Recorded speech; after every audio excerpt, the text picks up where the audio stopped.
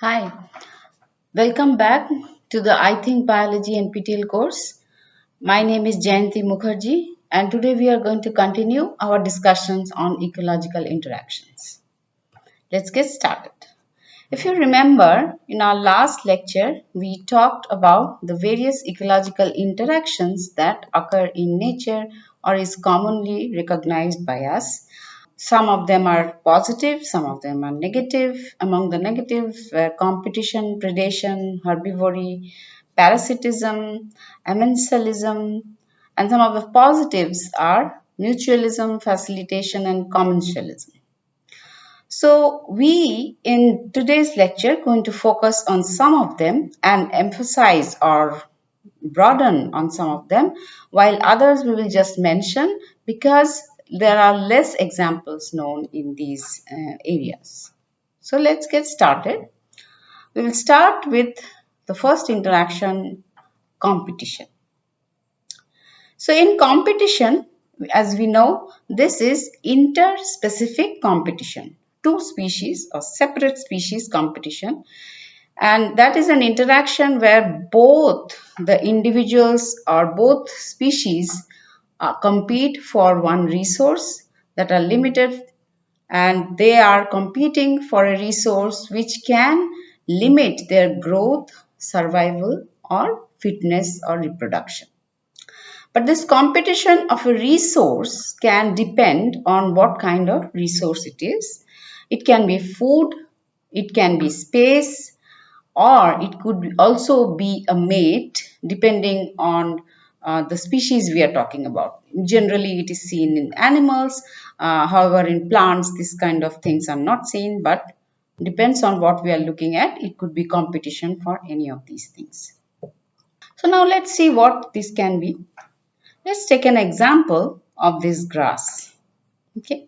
So when it is a grass, what could compete for this particular resource? Let's see. It could be a grasshopper or it could be a bison.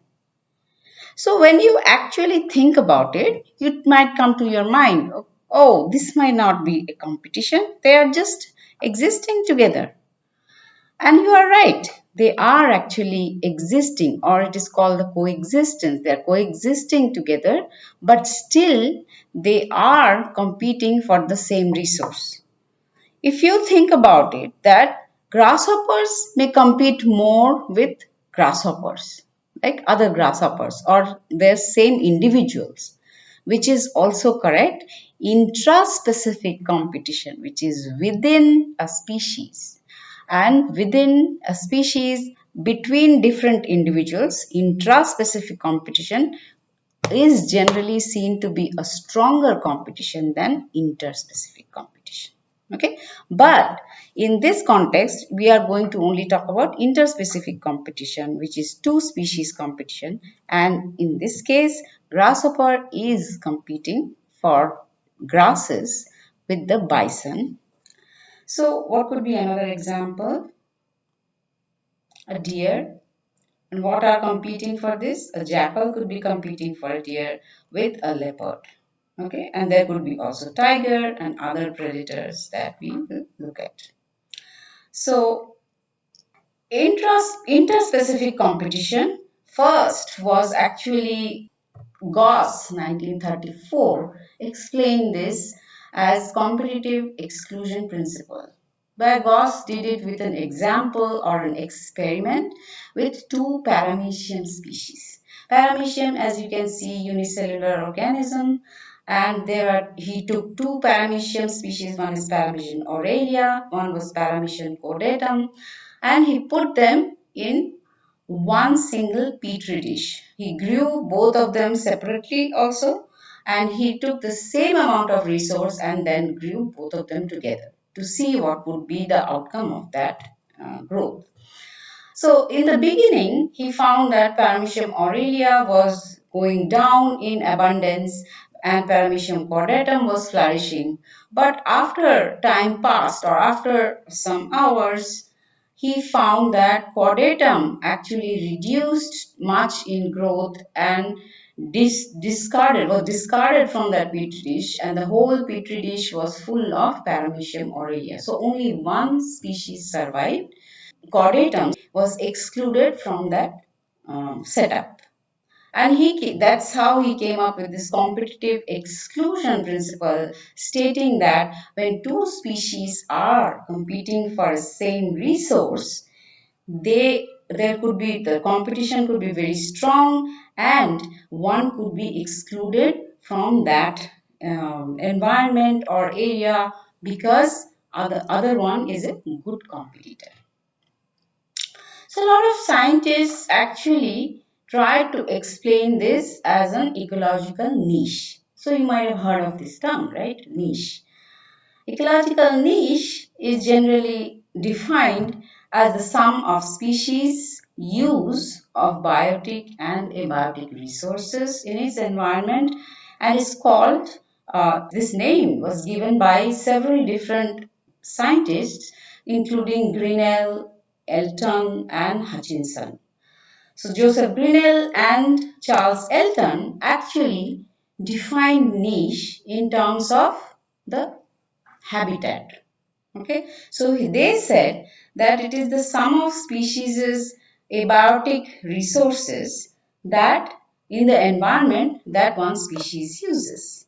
Whereas when it came to Hutchinson, he took it a step forward, saying that it is actually a character or an attribute of the species itself, stating that it is an n-dimensional hypervolume, or here where dimensions are conditions or resources. So hypervolume he meant something like this. Okay. So let's take an example. According to Hutchinson, n-dimensional hypervolume, where hypervolume are conditions or resources. So we are fighting for certain conditions or resources. Here, let's take, there are two resources, sunlight and moisture. Okay, so you are competing for two resources. And in this abstract space of these two resources, you can see one is species A in this light brown color, and this is that hypervolume. So it is actually, don't confuse this with an area. It is not an area, it's an abstract area of that resource, a combination of sunlight and moisture. So species A could exist in conditions where there are high sunlight and low moisture. Okay. Similarly, if you see species B, now species B is actually existing in higher sunlight as well as higher moisture. So in both the axes, it is high, X and Y. Let me take out the pointer here. In moisture also it is high, whereas and in sunlight also it is higher. Compared to that, let's take a look at species C. Species C, on the other hand, it can exist in moisture, higher moisture, but its sunlight requirement is low. Okay. So now when we talk about this term that I used, requirement, okay, requirement, well, it's a very, it's very arbitrary. For example, will this species be happy with less sunlight? Okay, essentially not. That is the reason the species C has now been restricted to that particular area of resource use because it has another competitor, species B, which is using the higher sunlight area. Now let's take an example of not a life example of this. If you think about species a plant species A which can use higher sunlight and less moisture, it could be a desert plant, right? It could grow in arid region where there is very bright sunlight and less moisture.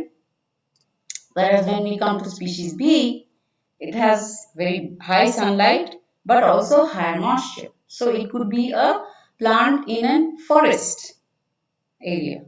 Okay, a tree in a forest area because it has high sunlight, it has big canopy, so it's a tree in forested area.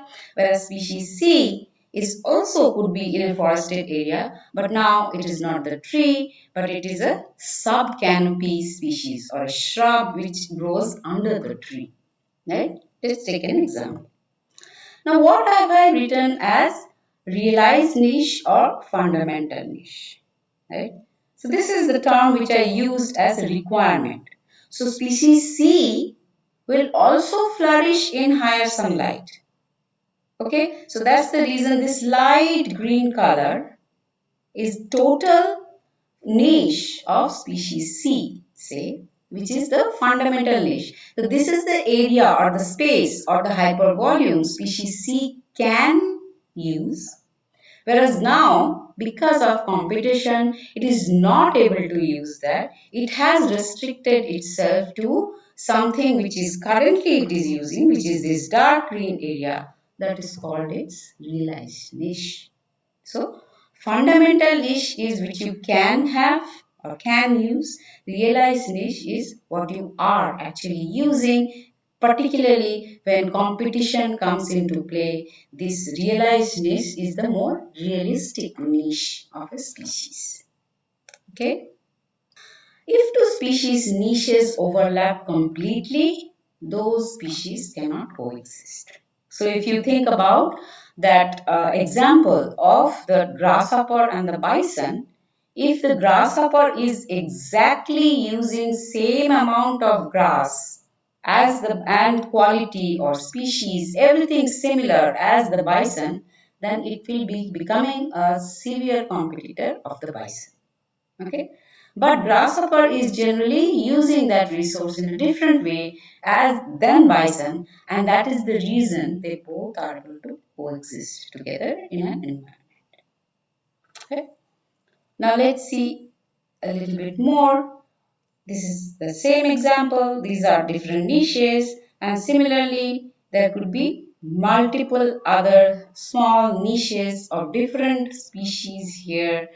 So for example, these red ones use similar amount of sunlight, but see how they have partitioned in terms of low moisture to very high moisture. Same for the orange dots, it is separated according to sunlight, and the gray dots also have separated across sunlight as well as moisture. So this is just a very hypothetical model, and that will give you an idea of how these niche is actually distributed in nature, how this pattern occurs. Now let's go further ahead. We are not going to this very complicated model here, but this is just for your information. Just I'm mentioning it here that two scientists, mathematicians, one was Russian mathematician Alfred James Lotka and Lotka-voltera, another Italian mathematician. They both came up with this model called the Lotka-voltera competition model, and this is the equation for that, which suggested that if two species, they mathematically proved that if two species niche overlap completely, then those two species will not be able to coexist. And we are not going to the details of this model because it is beyond the scope of this course. So now we will take some examples from our I Think Biology book. In the chapter Feline Fables, you can see some of the competition we talked about in terms of in the existing in the cats and its conspecific species. So two different research groups wanted to study this question, and they were interested in understanding what is diet overlap, or diet here is a resource overlap between these three sympatric species. If you remember from our speciation lecture, sympatric mean species that are occurring in the same region. Okay, so let's now take tiger, the top or apex predator, leopard, smaller in size than tiger. Okay, and doles are also the Indian wild dogs. Okay, so both these studies were conducted. One was conducted in India and one in Nepal. We are going to go into a little bit detail of what they did. Okay, so Andheria et al. In 2007 and Kafle et al. To 2019, they both looked at a very similar question, but they approached this question a bit differently. So one did it with diet analysis and the other did it with camera trap and analyzing the pictures, seeing the frequency of what they get in the camera traps. So the first study, Andheria et al., this came from a very famous wildlife biologist from India, Dr. Ullas Karant, and they studied these three sympatric species in Bandipur Tiger Reserve of Karnataka, where they looked at diet overlap of tiger, leopard, and wild dog, dole. Right? What they found was they did the SCAT. SCAT is the fecal sample analysis. What they found in this study was that tigers actually body size is more than 200 kilograms and it's a much bigger animal than leopard. And tiger's main diet comprised of gore or the big bison that we saw, Indian bison, sambar deer, which is a big deer compared to spotted deer or cheetal deer. Okay, and larger animals in the sense, in this case, not babies, right? They went for tiger, always went for bigger animals, larger sized animals, compared to leopards and does, which went for wild pigs, cheetal deer, which are much smaller deer than sambar deer, and younger animals. And leopard and wild dogs body weight or size was very much comparable, and they were below 100 kilos. So according to the body mass or the weight of the predator, there was a niche partitioning here going on. The niche means resource requirement, where they separated in their diet in the same region. Okay, and niche partitioning in prey size as a result of the body size of the predator. This is the first take-home message from here. And difference in hunting patterns also supported this niche partitioning. For example, tiger is a sneak predator.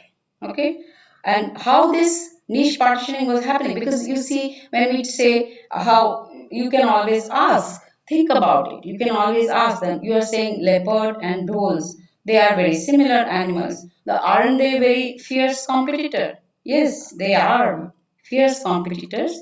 They are competing for similar resources, they have similar body size, body weights, and they are competing, but what their difference in hunting strategies or patterns is, leopards are very sneak predator, they sit and wait for prey to come, whereas wild dogs or Indian wild dogs actually chase their prey for long distances and then catch them.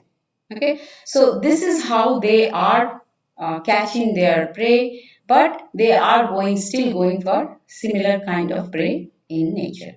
So, but whichever niche partitioning is happening, whichever differences they are maintaining, these three species can still coexist without driving each other to extinction or local extinction for that matter. So competition is happening, but it is a more stabilized competition which has enabled these three sympatric species to coexist in the same area.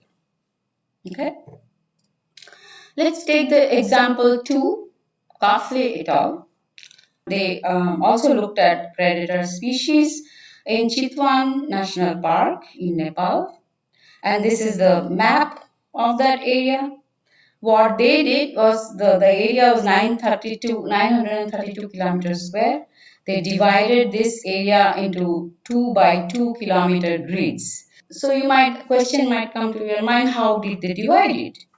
Did they physically go and divide this area into 2 by 2? No, they actually took a map of it, and a digital map. So, and they on that map they actually divided this area into 2 by 2 square kilometer grids, and in this virtual grid they took all the GPS point or the GPS coordinate of this grid and went and set up a pair of camera traps in each of these grids. Most of them, not all of them, but most of them, to keep a very uniform distribution of cameras which can catch the pictures of prey species available as well as the sighting of the predator. So, based on these frequencies, they will analyze what they are finding.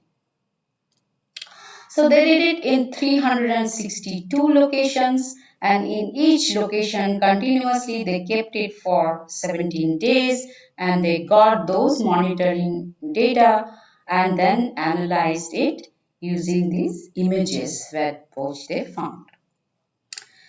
So in this camera trap, they mostly analyzed the images that they found from tigers, leopards, as well as humans. Okay, why humans? Because humans most lot of times actually come into conflicts with these predators. That's the reason they also wanted to see which are the areas where this conflict is more. Now we will talk about why this conflict, and you can see this is one of the maps they generated. If you go back and take a look at this paper, you will see all the maps they generated, and you can get into the detail of each and every results they found. Actually, it was quite interesting. These each squares are called pixels, and you will see that there is a difference in abundance or abundance class. The blue ones are low in abundance, whereas red ones are higher in abundance. This is just one particular map, and I'm not going to show all the results what they found, but in summary, what they found was, although there was significant overlap in prey of tiger and leopard, they found leopards were much more occurring in higher densities where they were closer to humans. Why? Because they were actually also preying on more on livestock and not native prey. So livestock are actually easy prey than wild animals.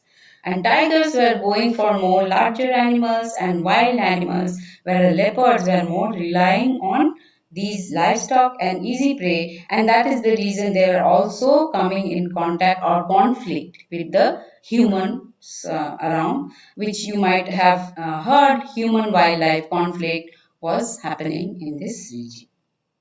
Okay, and I've given this paper. You can actually go and look it up in this journal to see what they found in more detail. So I hope some of the concepts of competition is clarified from here. However, in our live online sessions, I will be available to address your questions, and please feel free to think about these questions, come and ask the doubts that you have there. Our next interaction is predation. So predation, as you know, is another negative interaction, but here one species is actually in competition. Both the species were negatively impacted in the sense they had an energetic loss, and both the species' fitness or survival or anything else was compromised. But in predation, one is benefited and one is either in the negative side, or they are being eaten completely and they fall prey, so they actually it's fatal for the other organism. In animals, which is predation interaction, it is a fatal interaction. Okay, so let's see what this says. Here you can see a lion attacking a zebra, and here A cheetah, which is another lion, is of course a very big predator. Cheetah are much smaller, and they, as you saw in the Indian example, this is a South African example in the South African landscape, and you can see similar type of sympatric species where cheetah goes for smaller prey size and lion actually also goes for larger animals. But we are not going to go into the competition of predation or competition of prey here. We are talking more, remember, about predation. So, predation in nature has given rise to multiple ways of variation or speciation and multiple strategies to avoid predation. So let's take an example. Here you can see different butterflies. A lot of these butterflies have developed mimicries. So for example, if I'm a butterfly and I'm very tasty, I don't want to be eaten by a predator. Some of them have evolved a strategy where they have developed toxins in them, okay, which is very bitter tasting, and the predator will avoid that butterfly. However, those building or making of those toxins becomes very costly for your physiology. So in mimicry you have seen some butterflies actually mimic the poisonous butterfly, and they are avoided by the predator just because they look like their mimic. Okay, so in nature you will find very many examples of this kind of mimicry where the poisonous butterfly mimic is actually also avoided because they look alike like the poisonous organism. Another example is this. I hope you can spot this insect here. It's called a stick insect.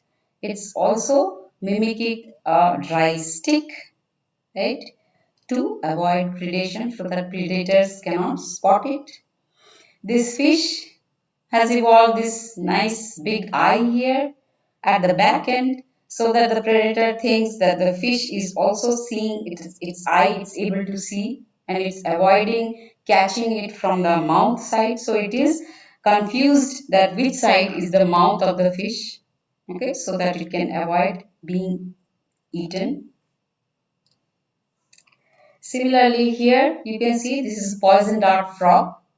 It is so poisonous and has toxins that it can be even fatal to human beings.